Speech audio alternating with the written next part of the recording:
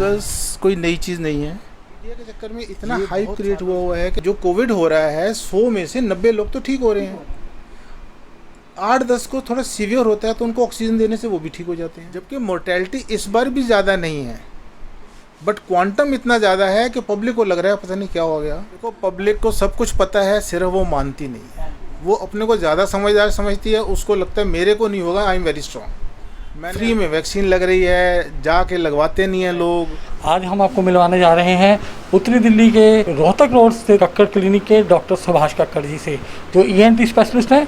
और एक बात का जिक्र मैं यहाँ पर करना चाहूँगा कि उत्तरी दिल्ली का शायद ही कोई व्यक्ति होगा जो डॉक्टर सुभाष कक्कड़ को नहीं जानता होगा, क्षेत्र के जाने माने प्रबुद्ध ENT स्पेशलिस्ट। चलिए आज हम बात करते हैं कोरोना महामारी के अंदर जो ब्लैक फंगस का खौफ है, इस पर हम चर्चा करते हैं डॉक्टर सुभाष कक्कड़ जी से। फंगस कोई नई चीज़ नहीं है, ये बहुत सालों से है, पहली बार नहीं हुई है। हमारे पास हमेशा केसेस आते हैं, लेकिन वो साल में दो तीन केस आते हैं। और उसके जो कारण पहले होते थे वो नॉर्मली शुगर वाले केसेस में शुगर आउट ऑफ कंट्रोल हो जाए, शुगर टॉक्सिक कीटोएसिडोसिस में चली जाए, किसी को कैंसर का ट्रीटमेंट चल रहा हो और किसी का ट्रांसप्लांट हुआ हो, किसी की स्ट्रॉन्ग मेडिसिन चल रही हो, बॉडी में ऑटो इम्यून के लिए स्टीरॉइड्स बहुत ज़्यादा देने पड़ते हैं, उन लोगों में होता था।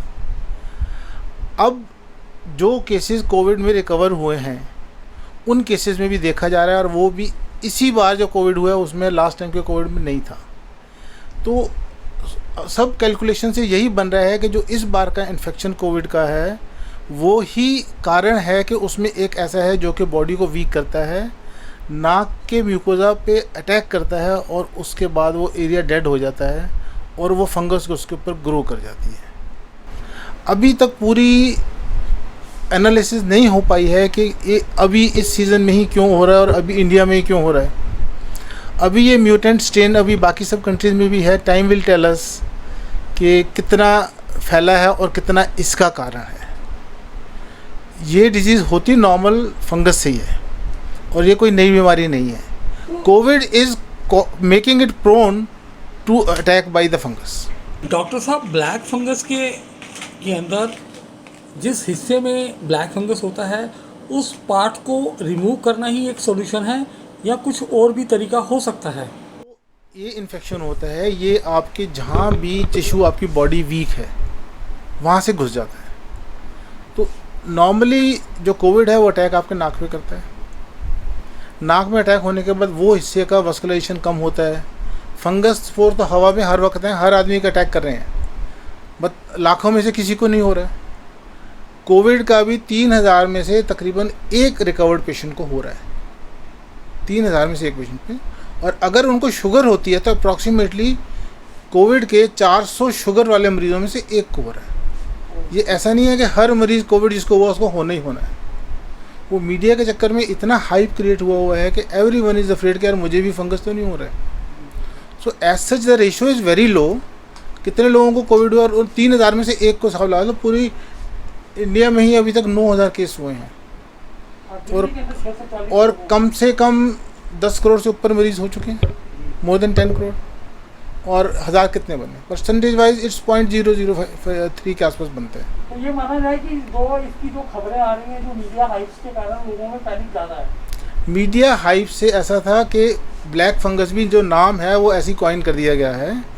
ब्लैक फंगस का कलर ब्लैक नहीं होता है, जो पार्ट डेड हो जाता है वो किसी भी पार्ट को बॉडी का जब डेड होता है वो काला ही हो जाता है क्योंकि उसका वस्कुलर सर्कुलेशन ख़त्म हो जाता है। तो वो जो देखने में आता है वो एरिया काला होता है, तो उसको उन्होंने ब्लैक फंगस कह दिया।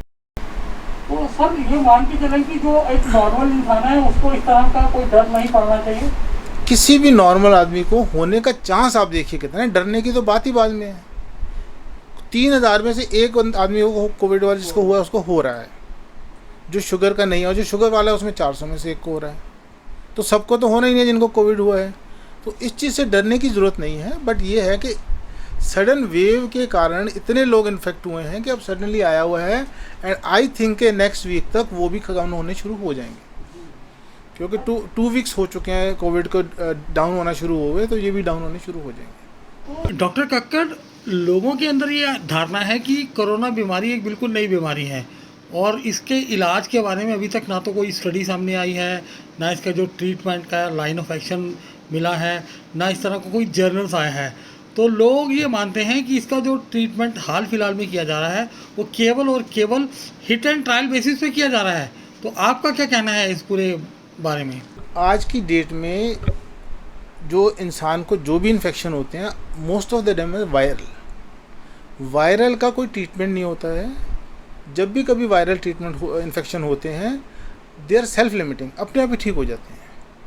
अब भी जो कोविड हो रहा है, 100 में से 90 लोग तो ठीक हो रहे हैं। 8-10 को थोड़ा सीवियर होता है तो उनको ऑक्सीजन देने से वो भी ठीक हो जाते हैं। तो जितनी भी दवाइयाँ दी जा रही हैं, वो उनमें से कोई भी कोविड को ठीक करने के लिए बनी ही नहीं है अभी। और जो कुछ एक बनी भी हैं, उनको देने का टाइम होता है, जिस दिन आपको फीवर हुआ 1 या 2 दिन में दे दें, ताकि अगले 5 दिन में दवाई को अपना असर करेगी। अगर आपने फीवर होने के या ज़ुकाम होने के 5 या 6 दिन बाद कोई भी दवाई एंटीवायरल शुरू करी है, दैट इज़ यूज़लेस। तो वो असर ही नहीं करेगी, बिकॉज उसका काम ख़त्म हो गया। वायरल का जो मल्टीप्लिकेशन है वो आपके 5 दिन इंक्यूबेशन में लेता है। जब ग्रो होता है तब आपको पता नहीं होता है। 6ठे दिन शुरू होता है, उसके बाद 6 दिन तक जो ग्रो करता है, उन 6 दिन में अगर आप कोई दवाई एंटीवायरल देंगे तो असर करेगी। यार, आप 6 दिन हो चुके हैं, जिस दिन आपको इन्फेक्शन होता है पहले दिन आप कहते हो ज़ुकाम है, बुखार है, 2 दिन देख लेता हूँ। 2 दिन आप दवाई खाते हो, ठीक नहीं होते, तीसरे दिन आप टेस्ट कराते हो। तीसरे दिन टेस्ट कराते हो, टेस्ट नॉर्मली चौथे दिन आ जाते हैं। अब चौथे दिन आपको अगर कोई एंटीवायरल देगा भी तो 2 दिन रहेगा उसके दवाई के असर आने में। जो 10 दिन में मल्टीप्लिकेशन हुआ, 2 दिन में कितना कंट्रोल हो जाएगा। और कई बार पीछे वेव के टाइम पे 3-3, 4-4 दिन तो आपको टेस्टिंग का टाइम लग रहा था, रिपोर्ट का टाइम लग रहा था, तो दैट टाइम वाज ओवर। तो आप एंटीवायरल दे ही नहीं पाते हैं। तो जो कोर्स है वो पिछली बार माइल्ड था, जबकि मोर्टेलिटी इस बार भी ज़्यादा नहीं है, बट क्वांटम इतना ज़्यादा है कि पब्लिक को लग रहा है पता नहीं क्या हो गया। अब आपके पास 10 मरीज़ का इंतज़ाम है, आपके 100 आएंगे तो हु कैन मैनेज। तो ऑब्वियसली अब हिंदुस्तान की मेंटेलिटी है, लोगों ने ऑक्सीजन स्टोर कर लिया, वो स्टोर कर लिया, तो जिनको चाहिए थी उनको भी नहीं मिल रही है। तो प्रॉब्लम पब्लिक क्रिएट कर रही है। बीमारी को सब सहन करके आराम से करेंगे या तसल्ली से रहेंगे, घरों में बैठ जाएंगे या मास्क लगा के ना निकले। लोगों ने तो आज़ादी शुरू कर दी थी, लोगों को कह रहे हैं, रोज़ अखबारों में आ रहा है, सब पब्लिक कह रही है, गवर्नमेंट कह रही है मास्क लगाइए, दूर रहिए। हम यहाँ क्लिनिक के बाहर किसी को कहते हैं दूर खड़े हो जाइए, वो गुस्से से घूर के देखता है कि डॉक्टर ने ऐसा क्यों कहा। अभी भी पेशेंट आपके सामने देख रहे होगे, पेशेंट्स को हम कह रहे थे थोड़ा दूर रहिए या आप वेट करिए। पेशेंट को हम 2 मिनट से ऊपर अंदर नहीं छोड़ते। वी टॉक देम इन दी, पर्दे के बीच में बात करते हैं ताकि उनको सेफ्टी रहे। हमारे पास क्या है, हमने इतने पार्टीशन लगा रखे हैं, खुद मास्क लगाते हैं। 95 से कम मास्क हमने पिछले 1.25 साल में लगाया ही नहीं है। 95 मास्क इज़ दी बेस्ट अगर आप अपनी सेफ्टी चाहते हैं। तो डॉक्टर साहब, हम ये मान के चले कि कोई तीसरी लहर का जो डर लोगों के मन में है वो खाली खौफ ही रहेगा या कुछ इस तरह का? देखो, लहर आनी है या नहीं आनी, ये तो पेशेंट या पब्लिक के बिहेवियर पे डिपेंड करता है। अभी भी जो रिकॉर्डेड है उसमें तो 2-4-5% का ही आ रहा है कि इतने लोगों को हुआ है। लाइक दिल्ली में आप कह लो तो मुश्किल से अकॉर्डिंगली 8-9 लाख को हुआ होगा, तो दैट मीन्स 3% लोगों को हुआ है, तो 93 रहते हैं। और अगर आपने आसपास देखोगे तो आपको लगेगा यार आधे लोगों को हो चुका है। अगर 40-50% लोगों को हो गया है और 20-30% लोगों को वैक्सीन लग जाती है, तो काफ़ी हद तक ये 70% आगे नहीं फैलाएंगे, तो आपका सर्कल पर कम हो जाएगा। अगर 2% लोगों को या 3% लोगों को ही हुआ है तो फिर बाकियों को तो होना ही है, इन्फेक्शन तो होना ही है, चाहे आपको एसिम्प्टोमेटिक हो, माइल्ड हो या सीवियर हो। जिसको एक्सपोजर हुआ नहीं हुआ है, उनका एक्सपोजर जब होगा तो उनको इन्फेक्शन होगा। अभी हाल ही में लेकर बाबा रामदेव का एक जो स्टेटमेंट आया है आयुर्वेद और एलोपैथी के लेकर, जो एक नया विवाद शुरू हुआ है, तो इसके बारे में आप क्या कहना चाहेंगे? सबसे पहली बात है, वायरल इन्फेक्शन है, पक्का इलाज कोई भी नहीं है। जो बेस्ट पॉसिबल वर्ल्ड में हो रहा है वो सारे डॉक्टर्स दे रहे हैं, और आज की डेट में Indian doctors are the best. मैं कहूँ जी उनकी दवाई अच्छी नहीं है, हमारी अच्छी है, या हमारी अच्छी नहीं है उनकी अच्छी है, उसका कोई साइंटिफिक बेसिक ही नहीं है। आज की डेट तक जो भी ज़रूरी हुआ है, जो दुनिया भर में दवाइयाँ इस्तेमाल करी गई हैं, सारी कंफर्म हुई हैं, सब लेबॉर्ट्री से हुई हैं, उसके बाद वही दवाइयाँ दी जाती हैं। अब कुछ दवाइयाँ जो 90% दवाइयाँ तो आपको सिर्फ इम्यूनिटी स्ट्रॉन्ग करने के लिए देते हैं, जबकि वो भी कोई ऐसा खास लॉजिक नहीं है उसका। 18 आदमी कहते हैं मैं स्ट्रॉन्ग हूँ, मेरे को इन्फेक्शन ना हो, अब कोरोनल भी अब क्या करती है क्या नहीं करती, नो वन नोज। तो उनकी साइंटिफिक स्टडीज़ तो है ही नहीं। हमारी भी साइंटिफिक स्टडी है कि ऑल ओवर दी वर्ल्ड जो चल रहा है वही कर रहे हैं, नथिंग न्यू। अब वो मोनोक्लोनल एंटीबॉडीज़ हैं, वो आई हैं, अभी शुरू हुई हैं, दे लगता है उनका असर अच्छा आएगा, लेकिन देयर पर्टिकुलर टाइमिंग, हर इलाज का एक टाइम है इसमें। जैसे मैंने आपको एक्सप्लेन किया कि पहले 5 दिन में तो आपने किसी से इन्फेक्शन लिया, 5 दिन तो आपको पता ही नहीं लगेगा आपके अंदर इन्फेक्शन है। छठे दिन आपको पता लगना, उस छठे दिन जिस दिन आपको जुकाम होना है उससे 6 दिन है आपके पास, वो 6 दिन में कोई ट्रीटमेंट आप कर पाएंगे तब तो आपको उसका फ़ायदा मिलेगा। 90% में होना ही एसिम्टोमेटिक है या माइल्ड होना है, तो वो किस किस को क्या क्या दें, 60,000 का इंजेक्शन किसको दे दोगे आप बताओ। दूसरे दिन आपको खांसी होती है, मैं कहूँ आप 60,000 का इंजेक्शन लगाओगे, कितने लोग लगा सकते हैं? पहले तो आप 3 दिन तो आदमी मानते ही नहीं है, जिस काम मेरे को तो हर सीज़न में होता है, फीवर है अभी तो ठीक हो जाएगा 90, और फीवर 99.5 से ऊपर जा नहीं रहा मोस्ट ऑफ द टाइम, आप किसको कन्विंस करोगे?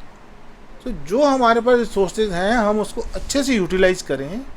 आपदा है, प्रॉब्लम है, ट्रीटमेंट जितना है उसको यूटिलाइज़ करेंगे ना, कोई जादू तो आने नहीं वाला। 1 साल में इतनी चीज़ें निकल आई हैं, वैक्सीन जो कि 10-10 साल में निकलती थी 1 साल में वैक्सीन बन गई हैं। अब उन सब चीज़ों को हमें समय तो देना पड़ेगा, क्योंकि बीमारी इतनी फास्ट है कि समय नहीं देती है। और कोई मैसेज, कोई संदेश जो हमारे दर्शकों को देना चाहेंगे कि इस बीमारी से किस तरीके से सावधान रहें या किस तरीके के प्रिकॉशन? देखो, पब्लिक को सब कुछ पता है, सिर्फ वो मानती नहीं है। वो अपने को ज़्यादा समझदार समझती है, उसको लगता है मेरे को नहीं होगा, आई एम वेरी स्ट्रॉन्ग, मैंने आज काढ़ा पी लिया, मैंने आज ये दूध पी लिया हल्दी वाला, मेरे को नहीं होगा। नो वन नोज किसको होना है, कब होना है, कैसे होना है। मास्क लगाना इज़ बेस्ट, वैक्सीन लगाना इज़ बेस्ट। ये थे डॉक्टर सुभाष कक्कड़ जी, जिन्होंने बताया कि हम किस तरीके से इस बीमारी से सावधानीपूर्ण अपनी रक्षा कर सकते हैं। और सबसे बड़ी बात जो निकल कर सामने आई है कि वो लोगों के अंदर जो दहशत है उसको निकालना पड़ेगा। जो मीडिया हाइप्स हैं, जिस तरह से मिथ्स फैलाए जा रहे हैं, अगर उनसे बचा जाए तो हम निश्चित तौर पर इस बीमारी पर काबू पा सकेंगे। आज के लिए इतना ही, शीघ्र मिलते हैं एक नए एपिसोड के साथ। जय हिंद, जय Bharat. Bureau report, Delhi up to date.